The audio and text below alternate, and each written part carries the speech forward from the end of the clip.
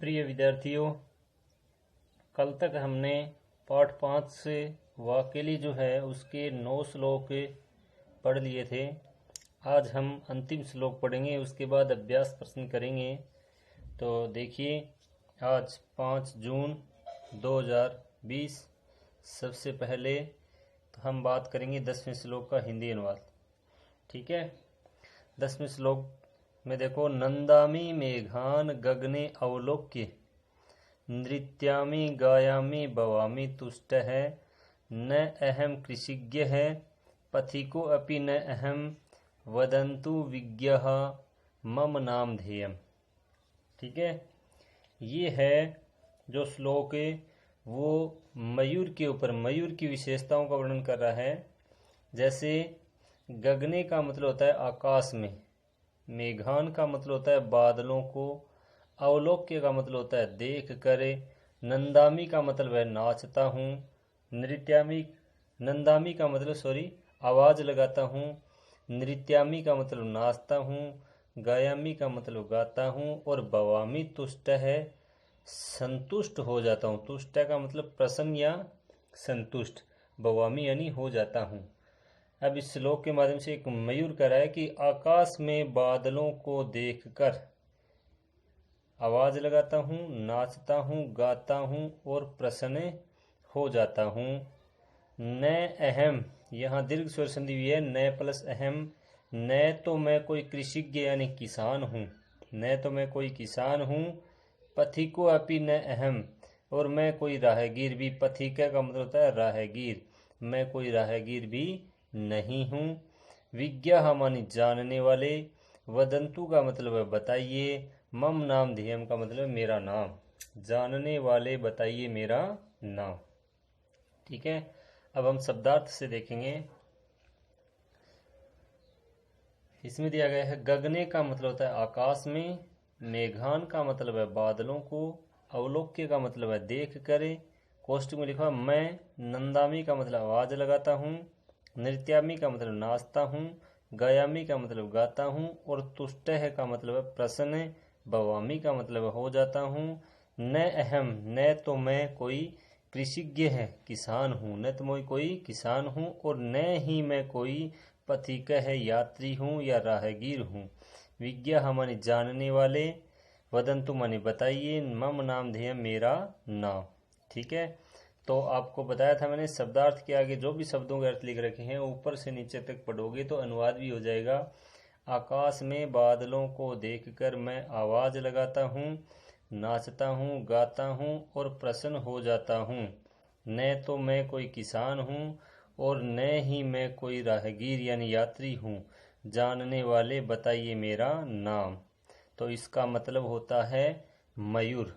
तो हिंदी अनुवाद लिखने के बाद हमें इसका उत्तर भी लिख देंगे मयूर।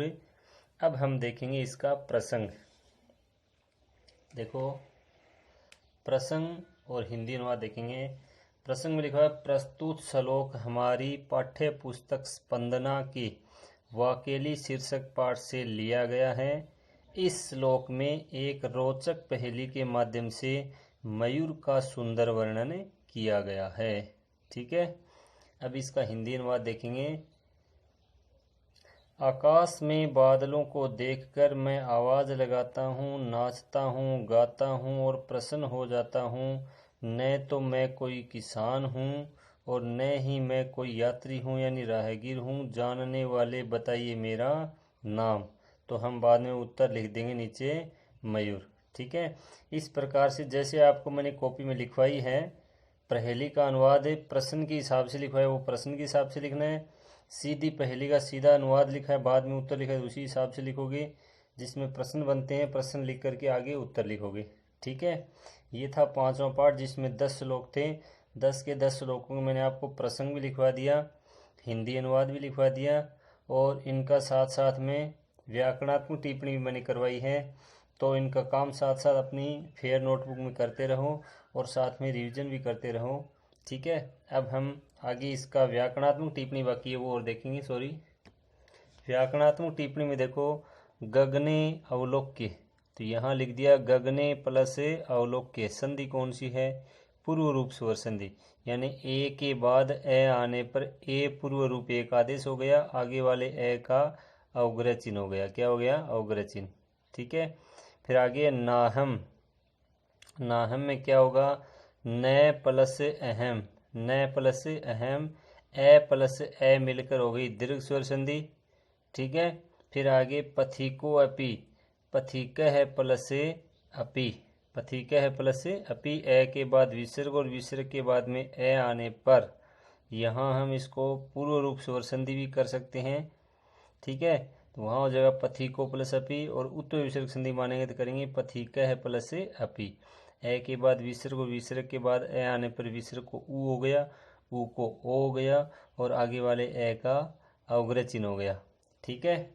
ये थे 10 श्लोक जिनको आप व्याकरणात्मक टिप्पणी सहित अपनी नोटबुक में लिखेंगे। अब हम देखेंगे आगे अभ्यास प्रश्न। ठीक है। अभ्यास प्रश्नों में देखो, सबसे पहले हैं जो लघुत्तरात्मक प्रश्न हैं।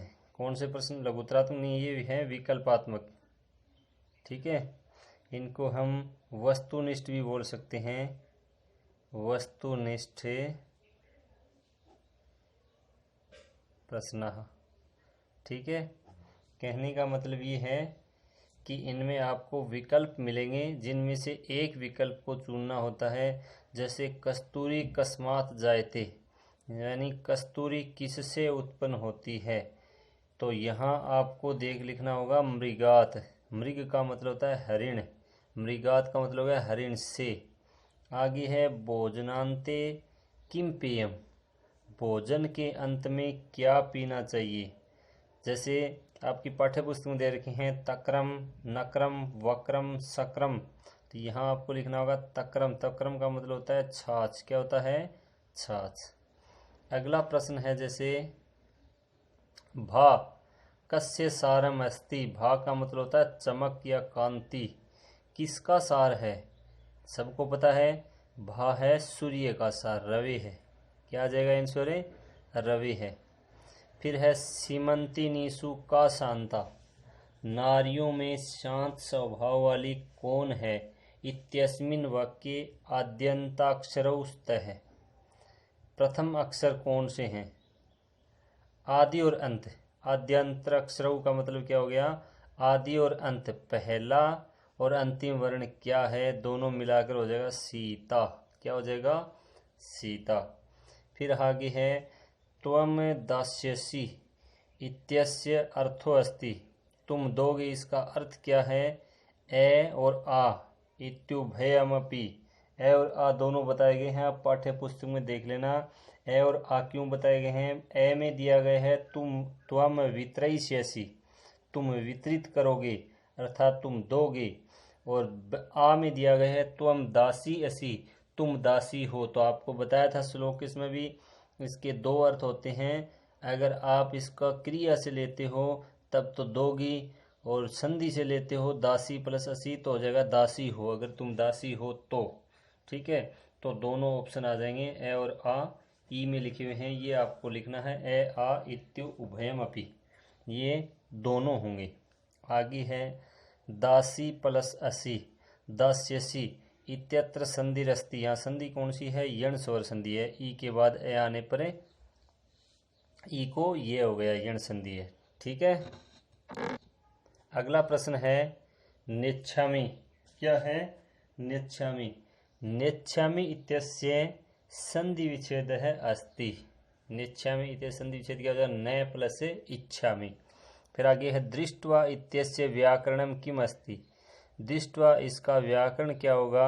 व्याकरण का मतलब है प्रकृति प्रत्यय पूछा गया है, प्रकृति प्रत्यय अलग करके लिखना है। यहाँ प्रकृति प्रत्यय हो गया दृश्य प्लस कत्वा प्रत्यय। क्या हो गया? दृश्य प्लस कत्वा प्रत्यय। ठीक है। अब आगे देखेंगे लघुत्तरात्मक प्रश्न।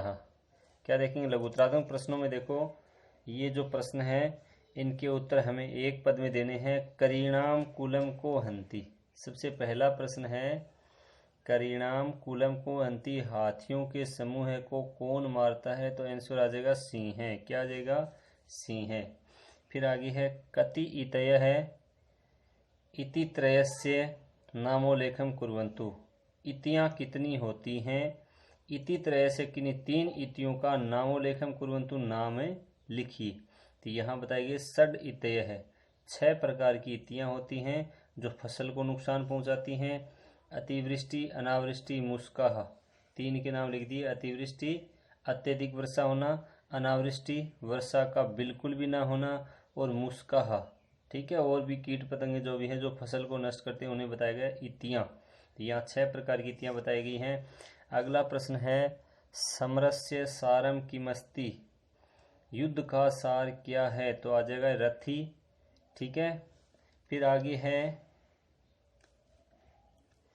पिबाम्य हम इत्यस्मिन क संधि, पिबाम्य हम में संधि कौन सी है? यण स्वर संधि है। कौन सी है? और इसका विच्छेद हो जाएगा पिबामी प्लस अहम, ठीक है, पिबामी प्लस अहम। यहाँ कौन सी संधि हुई? यण स्वर संधि। आगे है फिर द्रोण है, हर्षम उपागत है, अत्र द्रोण शब्दस्य अर्थद्वयम किमस्ति।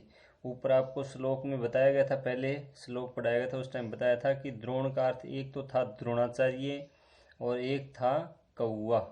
तो दोनों आंसर पूछे हैं, दोनों अर्थ पूछे हैं, द्रोणाचार्य है और काक है, ठीक है।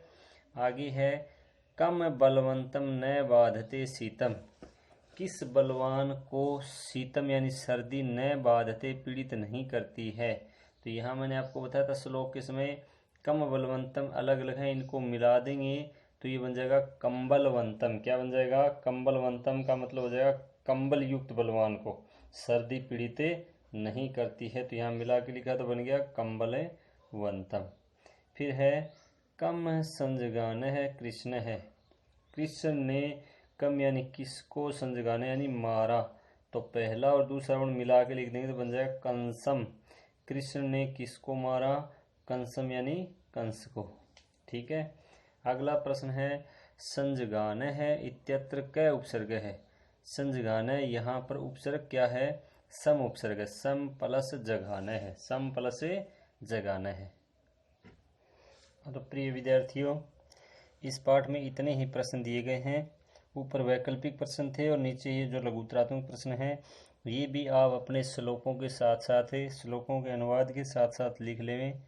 और ये भी मैंने बता दिया है कि आप साथ साथ कॉपी में श्लोक भी लिख सकते हैं, उसके बाद शब्दार्थ, और फिर आप प्रसंग, अनुवाद और व्याकरणात्मक टिप्पणी लिख सकते हैं, ठीक है। अच्छी तरह से सुंदर राइटिंग में साथ साथ अपना होमवर्क करते रहें और तो जो काम करवाया जाता है उसका दोहरान भी करते रहें। हम अब आगे 6ठा पाठ शुरू करेंगे कल। महाराणा प्रताप पाठ का जो नाम है वो पाठ गद्यांश है, गद्य भाग का जो पाठ है वो कल हम शुरू करेंगे, ठीक है। आज के लिए बस इतना ही। जय हिंद, जय भारत।